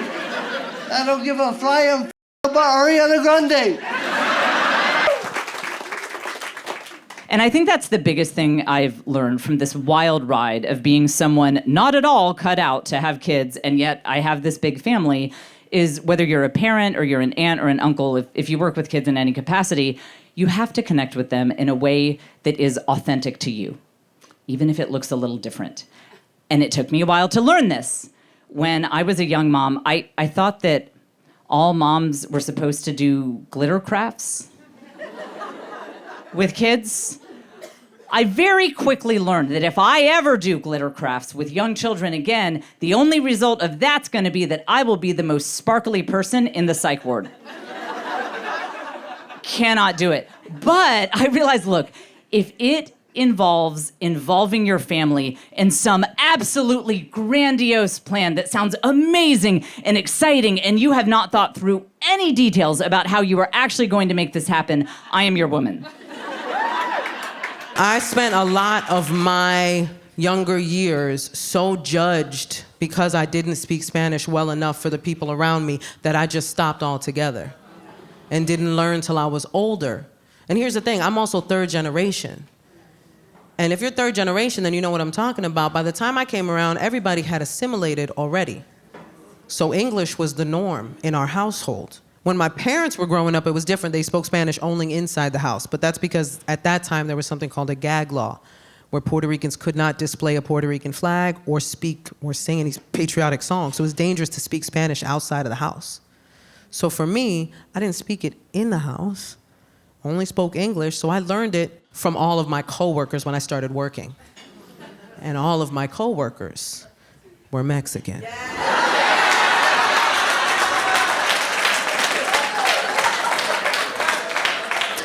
So my Spanish is very confusing.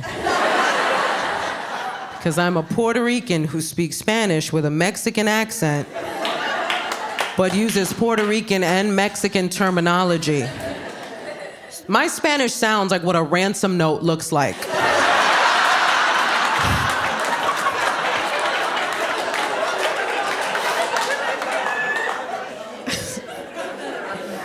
Like, people who are fluent in Spanish hear me speak Spanish and they're like, where are you from? I don't know, man, I'm trying to figure it out. My son does, he speaks Spanish, but he's nervous in Spanish, so he like whispers in Spanish. I know, it's adorable and creepy, huh?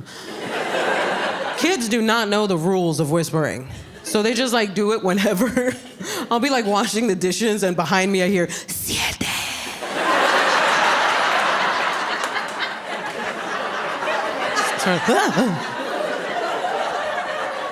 Mommy's gonna burn some sage now. Try to get the demon of Columbus out of you. You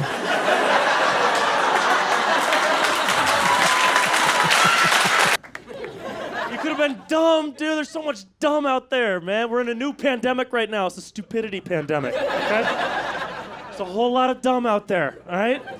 It's real easy to be dumb. That's why. You ever tried it? It's fun. It's kind of fun. You're right about everything. It doesn't matter. Someone disagrees with you, you call them one of the phobics or like an ist of some sort. You know what I mean?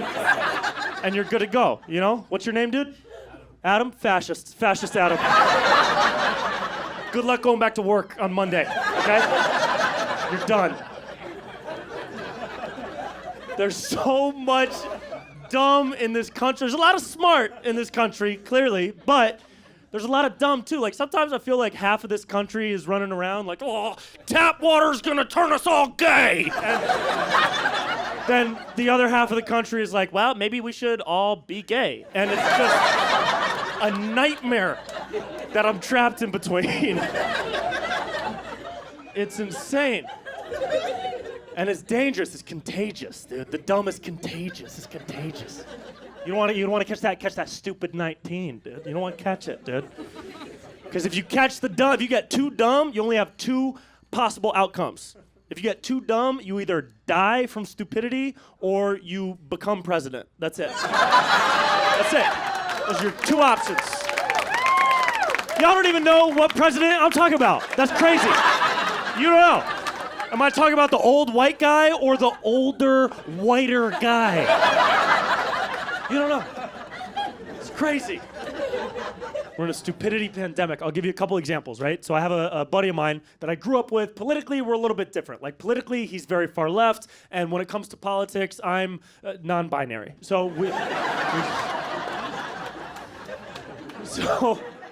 but he believes in like crazy, right? Like he thinks the news is always telling the truth, and like Joe Biden is still alive, like crazy, you know?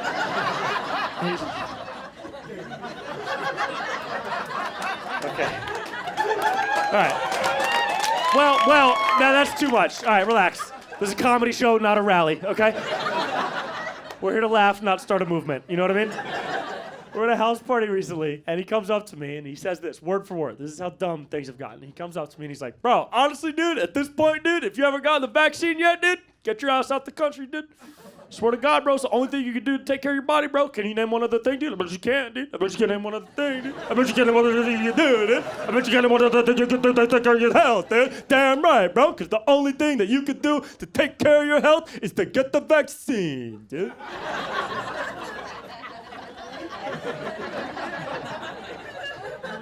So which one did you get? Like, yo, relax. I'll give you another example of stupidity. The Washington Redskins changed their team name, right? They were the Redskins a couple years ago. They wanted to change the team name because it was cultural appropriation and offensive to a certain group of people, right? And I saw that, and I was like, cool, change it. Why would I care? I got hobbies, okay? You know what I mean? Somebody's upset, change the team name. Make it something cooler, you know what I mean? Did you see what they changed it to? The Washington Commanders, okay? So not the Redskins that got pillaged and murdered, They changed it to all the white did the pillaging and murdering, dude. That's crazy. They might as well change it to the Washington Christopher Columbus's. That's nuts. That's like the LA Lakers changing their team name to the LA LAPDs, okay? and making the new logo a freeway sign with 2 police batons in the middle.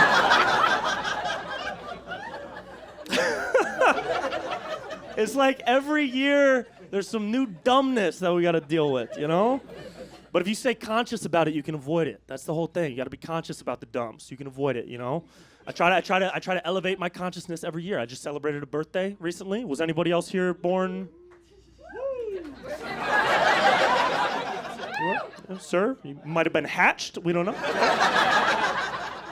I'm hitting a spot in my life now where I could tell how old I am, like not even by the years though. Like the age doesn't matter. I can tell how old I am by the types of injuries I get when I wake up in the morning. You know what I mean?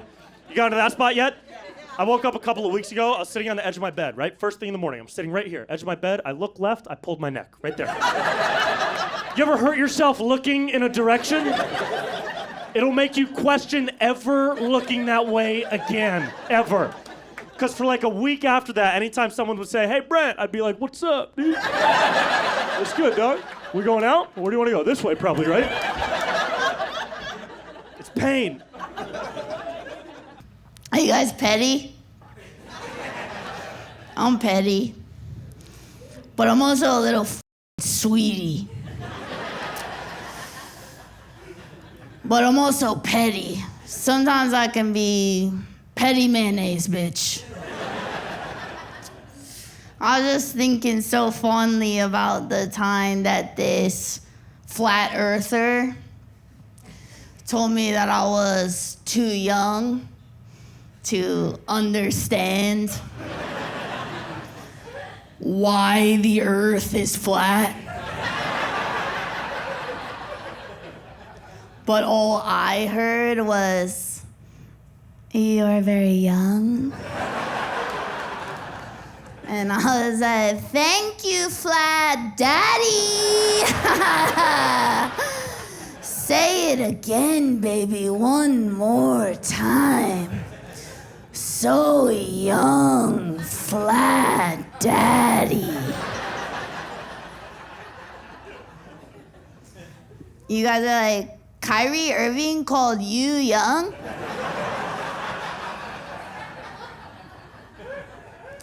No, but for real, do you think when Kyrie Irving looks at a basketball, he sees a frisbee?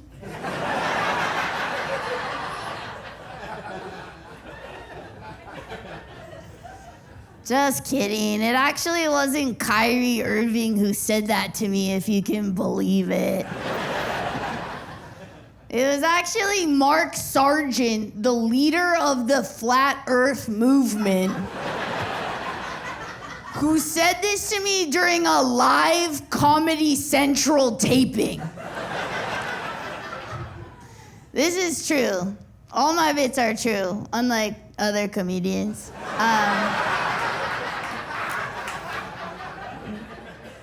But I just love the idea of a flat earther telling me, a genius, why my brain is too limited to understand why the earth is flat. I was like, "Mark, ever heard of satellite photography? Mark? I don't see any pictures of frisbee planets. Mark? You think this shit is like the spinning coins in Mario Kart? Mark?"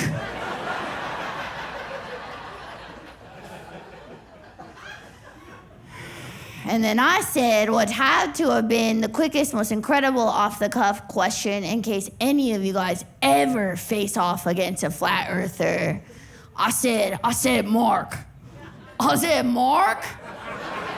I said, "Mark, Mark, Mark, Mark.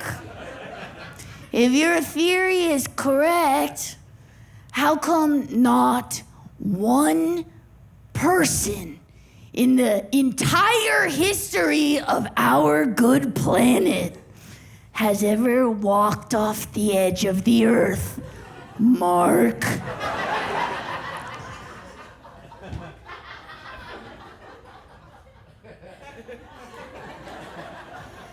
And then he said, "No, you young young girl. You young, fresh, supple, nubile, young, fresh, supple, nubile, young girl. There's an ice barrier. I was like, oh, ice barrier. That must be what happens to a woman's when they hear you say flat earth.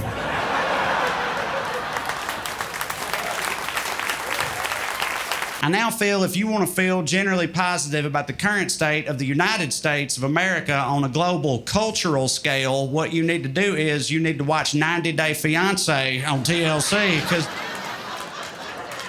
because you watch that shit and you realize America must be doing something right, dude. Because people all around this world are lining up, doing whatever it takes, throwing it all away just for the chance to make it somewhere in the Midwest. They don't give a where they end up, dude. They'll do anything, up to and including marrying the biggest jabroni in the state of Ohio, gladly. They'll interview this guy on there. He's like, yeah, my name's Jason. I'm a 35-year-old dodgeball coach. And ever since my mom kicked me out, I've been looking for Miss Right, you know, like the type of woman that knows how to load the dishwasher and keep her mouth shut during Buckeyes games, that type of thing, right? And you're listening like, I don't like your chances, Jason. You don't seem like much of a catch to me.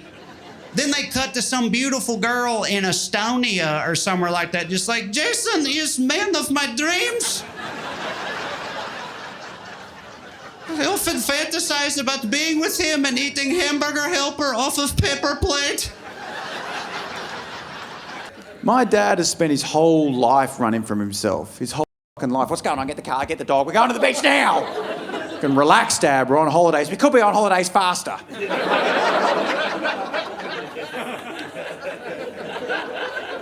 Dad treats life like a race. It's like a job to get done. Get born, grow up, meet someone, get married, have kids, retire, dead. Good, done. Done, good. Life's done. Good. What's next? Looks like the afterlife needs a mow. Let's mow the afterlife. Let's get that job done. Dad never looks inward. He's just going, you won't get me, life. I'm going too quick to feel. You won't catch me. I wish I was like that, you know, just running through life, leaving a wake of mentally ill children behind me.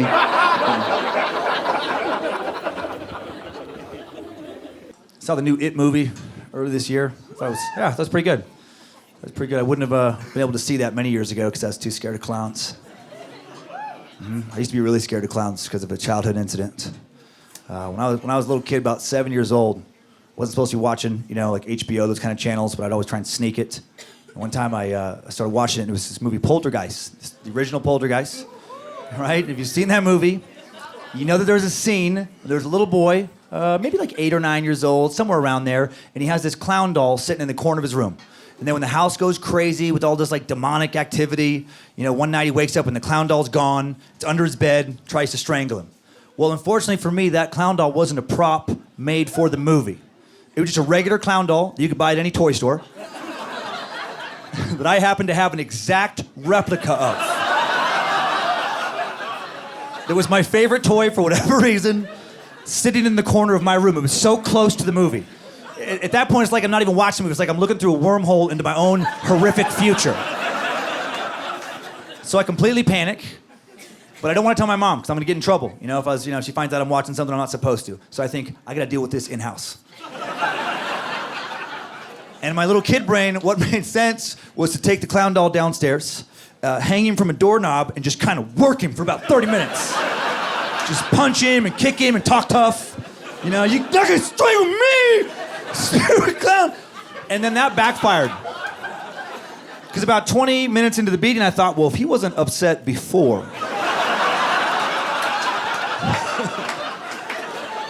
Now he's legitimately angry. He has a reason to try and strangle me.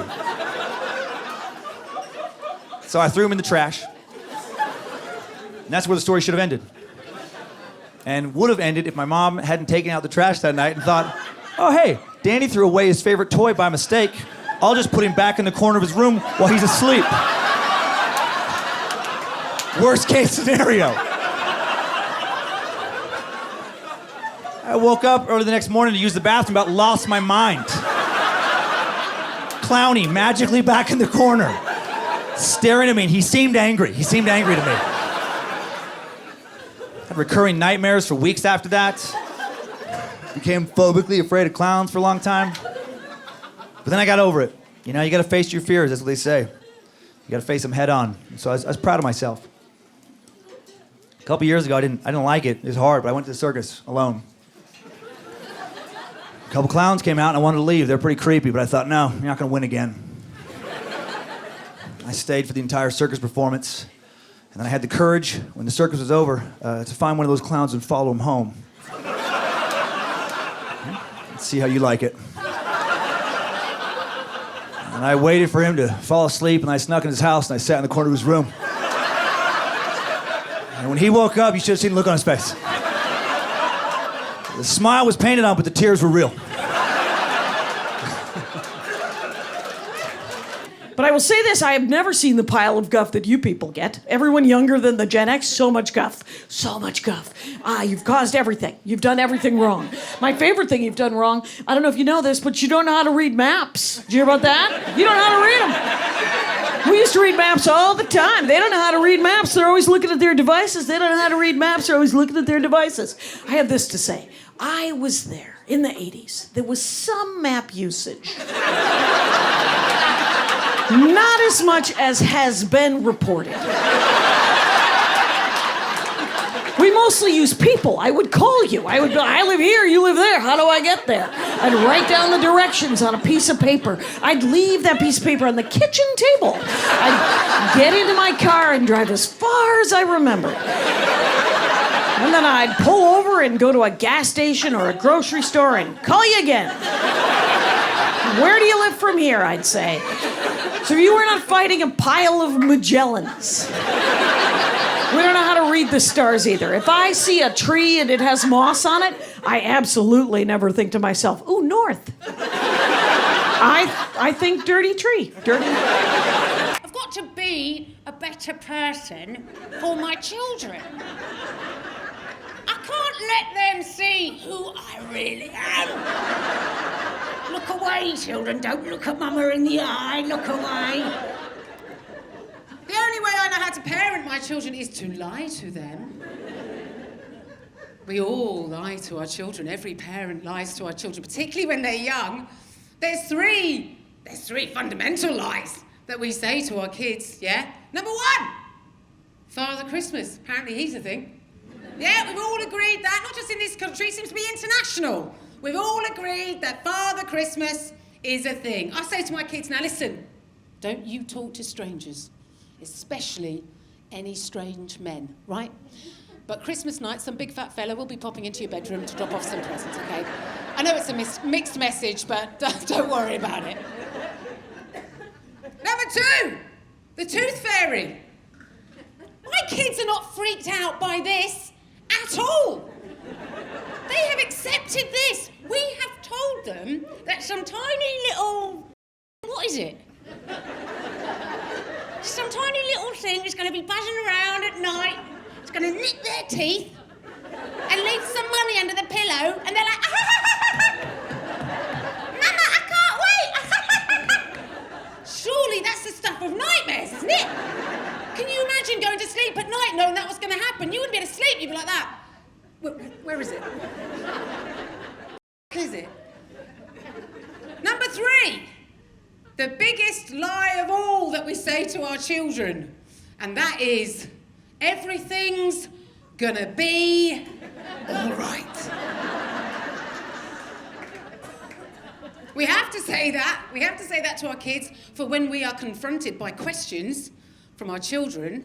Questions, right? Questions like this. Mama, I've got a question for you, Mama. Mama, Mama, Mama, Mama, Mama, Mama, Mama, Mama, Mama, Mama. Whatever the fuck it is, could you just get on with it, mate? Because this is really painful, okay? So just let me know what it is, okay? Mama, does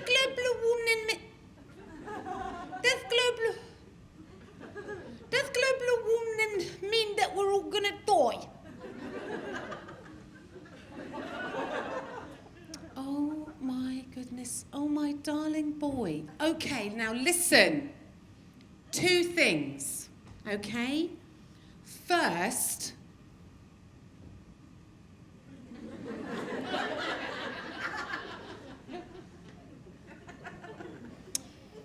what are we going to do about that speech impediment?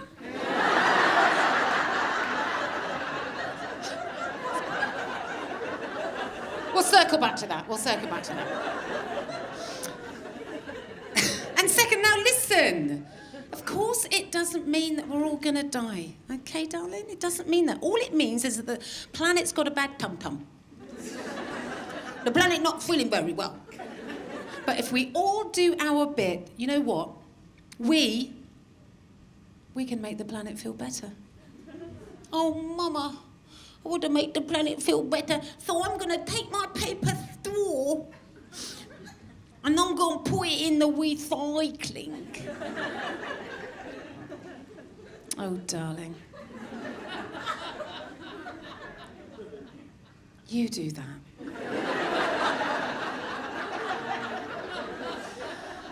You do that. Because it's gonna make all difference. Because the planet's on fire, okay? You can't say that to your kids.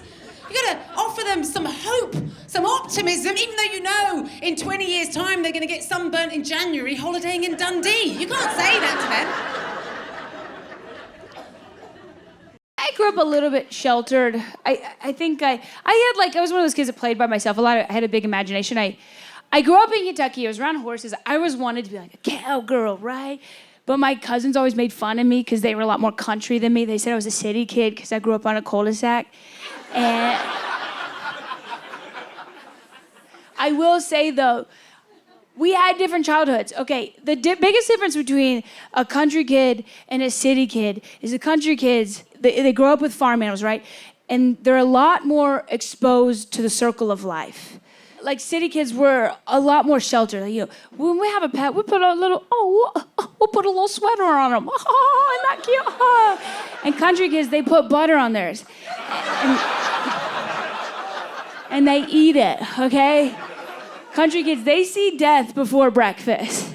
And then they have that death for breakfast. I remember even recently, I went to my cousin's farm that she's raising her 3 kids on, and I was talking to Knox. That's her oldest kid. He's 6. He's telling me how he's helping his daddy with the baby calves. And I was like, whoa, that's so cool, Knox. What are you doing? You helping feed bottles? And he goes, no, I gotta throw rocks at the buzzards.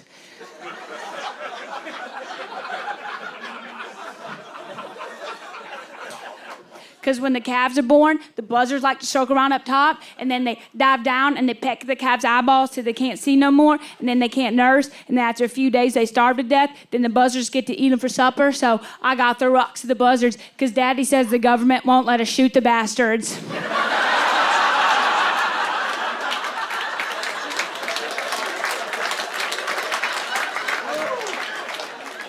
I was like, yeah, I get it. No, I did the same thing, man. When I was your age, I had to feed my gerbil, so.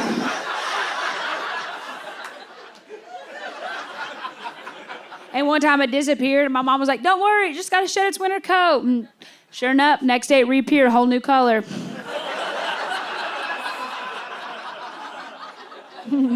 I had this like little brown boy gerbil. Next day, white girl rabbit. What's up?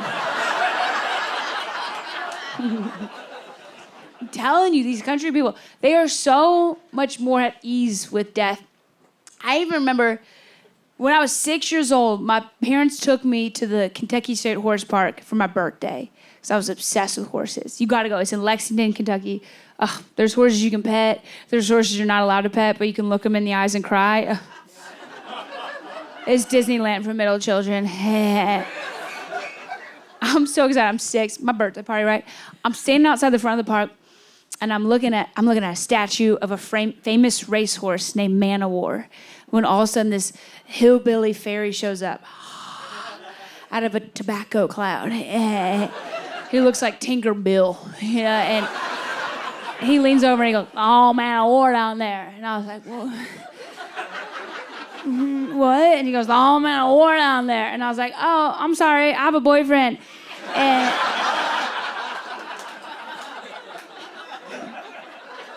And he goes, no, the whole man of war is buried down there. He goes, usually when horses die, we gotta chop them up. And I was like, oh, I'm 6. I know I'm a big kid now, but this is day 1, so that's a lot to take in. And he just doubles down. He goes, usually we cut out the heart and hooves and just bury that. Represent spirit and the speed. And I was like, oh, did my mom hire you for the party?